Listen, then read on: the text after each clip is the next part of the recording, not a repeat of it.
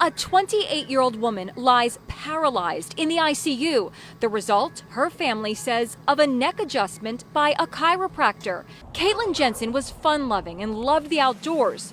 Her mom is devastated. She can communicate only by blinking. She can nod now. She can also give us a thumbs up or a thumbs down on the left side. She cannot speak. It's heartbreaking. A 29-year-old lady suffered a heart attack and brain stroke and 4-limb paralysis after she underwent a neck cracking in the US.